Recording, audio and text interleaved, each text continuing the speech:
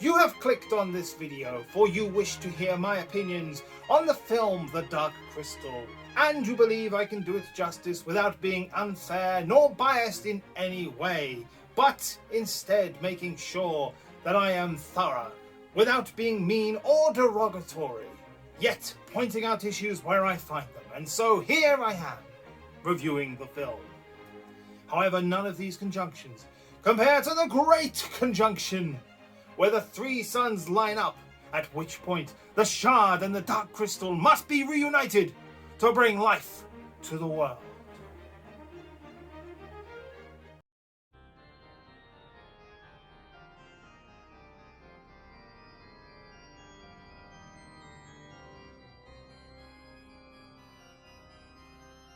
Two months ago, during my Little Shop of Horrors review, I said a throwaway line about Frank Oz being the puppeteer for Audrey 2, and that he was in The Dark Crystal, another film on the list.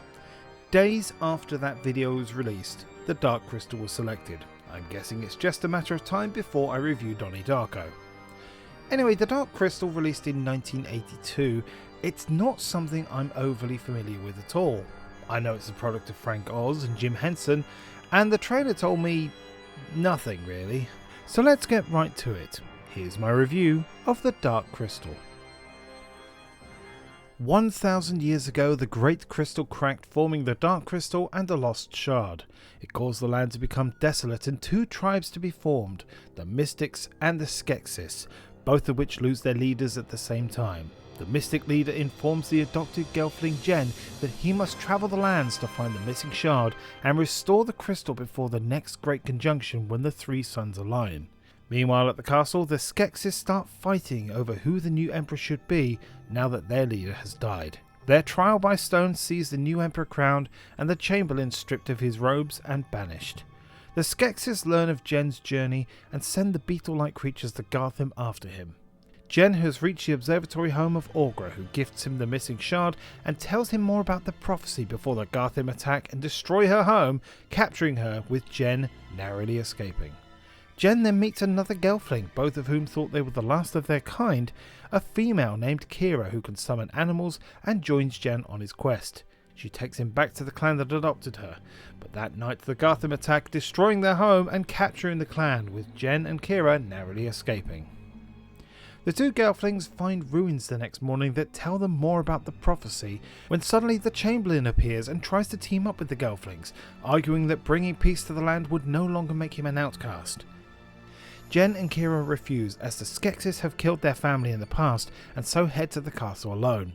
They attempt to rescue Kira's clan but fail, narrowly escaping to the caverns below the castle, where they run into the Chamberlain again. This time, when his offer of a team-up is turned down, he brings down part of the cave on Jen and kidnaps Kira, taking her to the new emperor.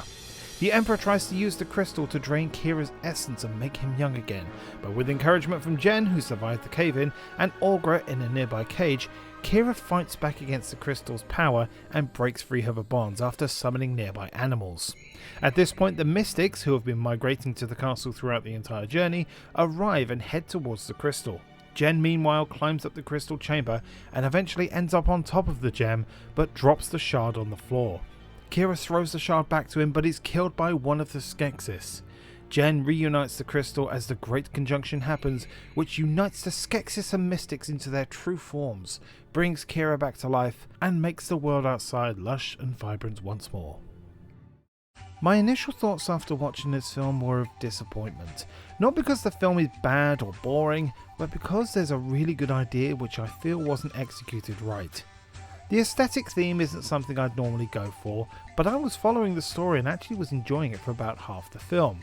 The narrator sets up the world nicely, as does the Mystic leader as he passes away. Roles are clearly defined, and the central theme is made clear from the start, a theme of duality. The fact that there are 10 Skeksis and 10 Mystics, the fact that the narrator from the start says that both peoples appeared when the crystal cracked, the fact that both leaders die at the same time, it's clear that they are two sides of the same coin, with the gelflings being the one to bring them back together. Jen's quest to reunite the shard to the Dark Crystal is done well for a 90-minute film, and the Great Conjunction of the three suns aligning is explained in the observatory. Personally, I think the word "and" is a greater conjunction. The moment the film started to lose me was after Kira's clan was kidnapped. It wasn't just the fact that we had this scene at the observatory, although it was a little jarring having these two back to back. It's what I like to call confused priorities. Jen throws the shard away, he and Kira fall asleep. Kira finds the shard almost instantly the next morning, and Jen accepts it without any kind of conflict whatsoever. They then move right into the Gelfling ruins, which they just so happen to be sleeping at.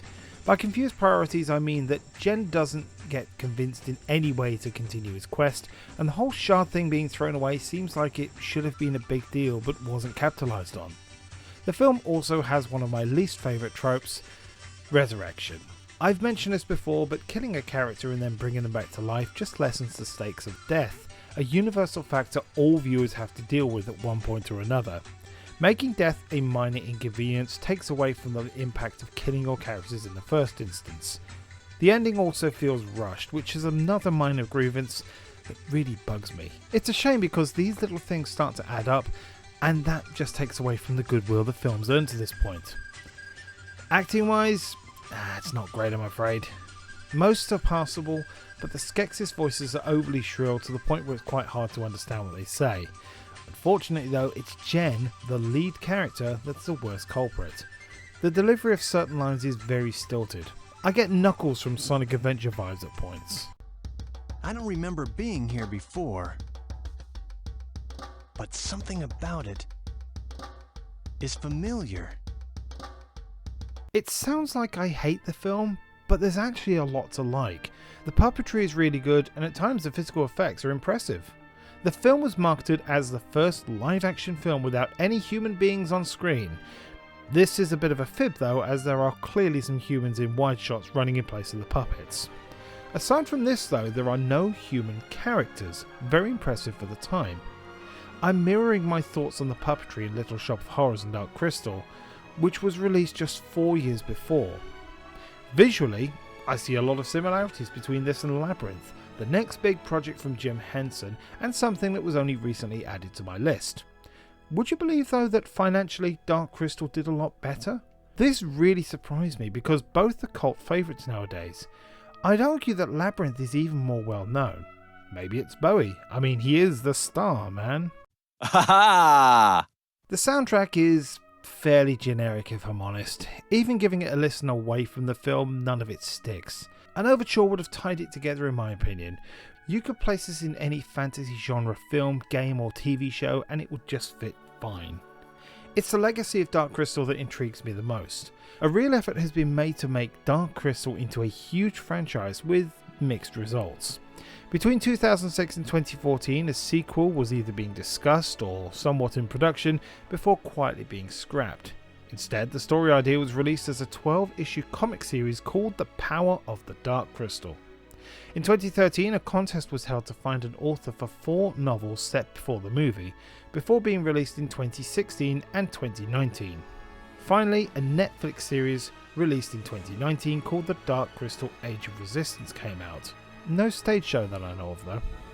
It seems to me that there is a real love that went into the film and the worlds that they're set in, but between clumsy storytelling, a rushed ending and some questionable acting, Dark Crystal doesn't stick the landing and doesn't deliver on its potential. This is not my kind of setting, the dark fantasy lands, but the film had me wondering where it was going, how things would be resolved and how it interested me in the characters, so I have to give it credit there. But in the end, the Dark Crystal didn't quite deliver. The Dark Crystal is cracked, but most of it still works. Before we end things today, I am raising money for a local charity called Medway Puzzles as part of my 50th Film Review Open Challenge video this November. For more information, visit www.justgiving.com/crowdfunding/Bradley J Films or click on the video in the top right of the screen. Coming up next for the Film Review Open Challenge is The Exorcist. For now though, thank you very much for watching.